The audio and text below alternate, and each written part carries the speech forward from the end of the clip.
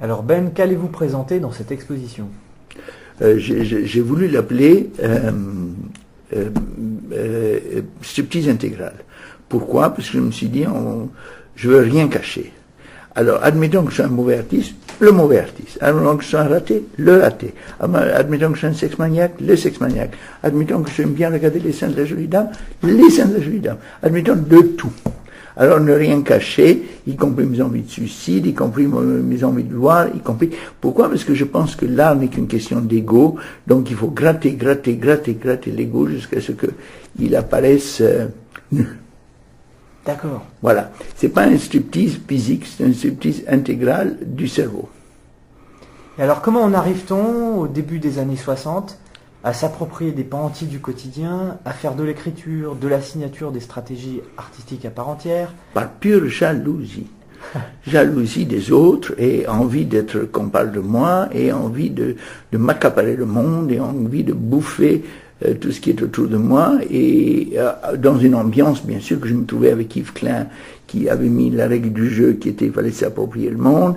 Il y avait Armand aussi qui était un bon ami à moi et qui savait comment jouer le jeu. Parce qu'avant, il faut dire que l'art s'arrêtait toujours ou à la figuration ou à l'abstraction.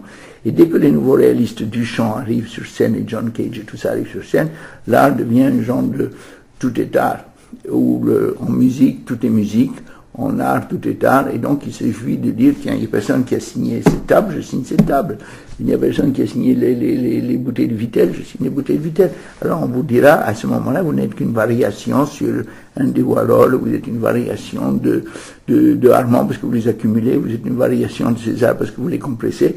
Donc il s'agit de trouver du nouveau. Donc à l'époque, c'était des années 60, c'était une période de maladie appropriative. Moi, j'appelais ça les appropriations. Les Américains appellent ça les concepts.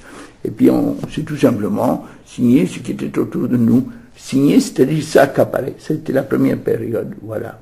Après, j'ai eu un retour sur la figuration libre, où j'ai envie de dessiner. Parce que je trouve que la seule chose qui reste en peinture, c'est quand même la femme nue. Parce que la femme nue a une relation directe avec l'homme, il fait bander. Donc, il y a une raison d'être pour un tableau avec une femme nue. Parce que ça nous a plu. Ça nous plaît de regarder une belle femme.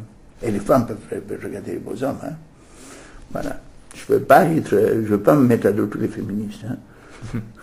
Et alors vous avez 74 ans aujourd'hui. Toujours bon. Et que cherchez-vous désormais? À 74 ans, qu'est-ce que je cherche désormais? Je cherche à faire le point. Je suis devenu un parano. Je cherche entre nous à annuler cette exposition. Le plus vite possible. Si mon mère, je l'ennuie, hein, je rentre à la maison. J'ai des lapins, j'ai des chats, je n'ai rien à foutre. La gloire. La gloire, c'est toujours la même chose, c'est des emmerdements. La gloire, c'est des emmerdements. Donc je ne cherche pas à annuler, mais quand même, je le ferai, mais je ne veux pas devenir un mouton. Et alors, si vous regardez un petit peu rétrospectivement en arrière, si c'était à refaire, vous le referiez de la même manière? Non, je ferai Polytechnique. Après je ferai HEC, et après je me présenterai pas aux élections, mais j'essaierai ou alors je ferai philo,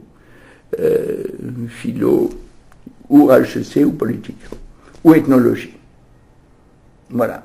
Ethnologie m'intéresse, j'aurais voulu être ethnologue, ou politicien, mais à une condition, c'est que je puisse faire la politique que je veux. Ça c'est très difficile, parce qu'un politicien, c'est politicienne. Mais pas l'économie. L'économie, j'aurais dit non pour l'économie. Philosophie, ethnologie, politique. Enfin, est-ce que... l'art, passe-temps le mardi. D'accord. Mardi après-midi. Peut-être sex-maniaque. Ouais. Sex-maniaque, oui, mais ça, c'est quand même pas un métier. J'aurais été psy. Parce qu'il paraît que quand on fait des transferts, c'est intéressant. Enfin, ma dernière question, c'est est-ce que vous auriez quelque chose de particulier à dire aux visiteurs qui va venir voir votre striptease intégrale? Bon, je sais pas, je leur dirais de se poser des questions, le plus de questions possible, sur pourquoi ils sont là, à quoi sert l'art, qu'est-ce que l'art, où va l'art, est-ce qu'on n'est pas en train de les manipuler? et qu'ils se posent cette question en rentrant chez eux, en se demandant s'ils n'ont pas été encore manipulés. Voilà, merci. Parfait, merci à vous.